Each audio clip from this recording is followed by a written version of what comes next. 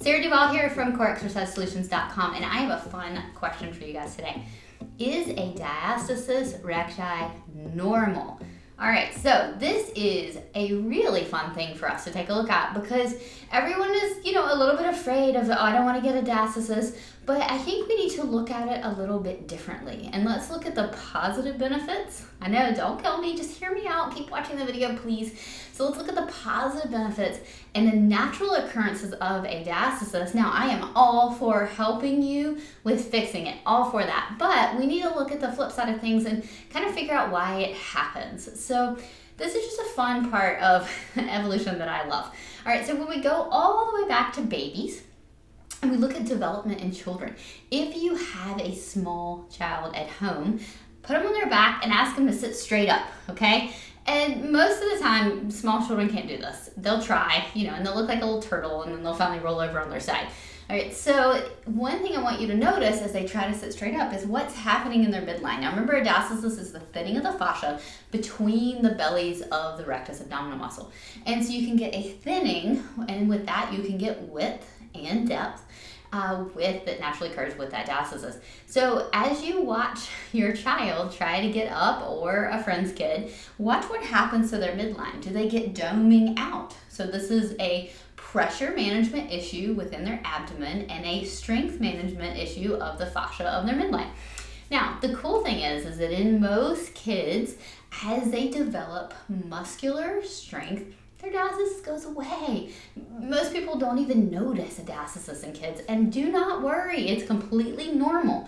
All right, so there is this system of building strength as we develop that is normal and helps us to firm up and narrow our diastasis from children when we have it and we notice all of that pressure and doming, and then into our older kids where they don't have it anymore.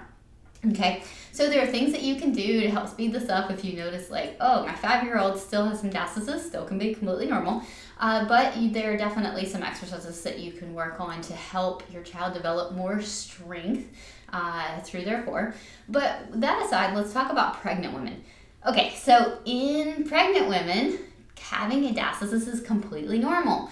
There needs to be some give to allow that baby to grow. And so when we think about the diastasis, it's just a natural place for our body to be able to give. Now, I've written so many blog posts on why some women seem to bounce back from this and their diastasis closes and other women don't, and what kind of goes into that. But the interesting thing that I want you to take a look at is it's completely normal and completely natural to have a diastasis in pregnancy, and most women, up to 100%, have a diastasis at their due date. All right, so they're going into the delivery room to have the baby, and they have a diastasis. So I think that is pretty darn cool. And so one of the ways I like to approach diastasis rehab is looking at that developmental process from a child. And so how do all kids have a diastasis, and then that manages to naturally close as they crawl, climb, squat, develop strength.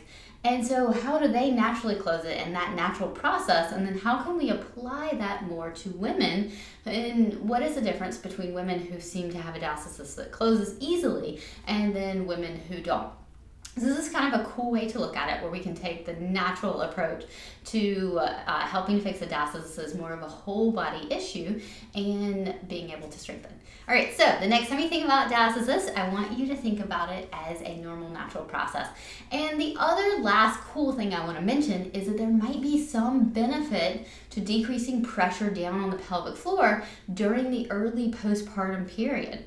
All right, so women who seem to maintain a diastasis a little longer might be at less risk for pelvic organ prolapse. And I say might, okay? All right, that's a big, heavy might.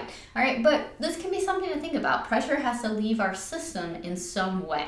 And so if we do have a little bit more of a thinning or gapping in the front, then we're more likely to see that doming or tenting or sinking of the pressure here in the front versus pressure down on our pelvic floor. So that can be kind of an interesting way to look at it, that maybe a diastasis is nature's way of protecting your pelvic floor, but it's definitely something that we want to strengthen, resolve, and work on through that postpartum timeline.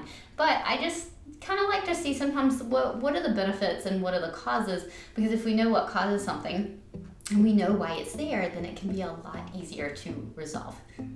If you took something away from this video and enjoyed it at all, or it made you think about things a little bit differently, hit that thumbs up button below and subscribe to my channel. I've got more fun videos coming your way.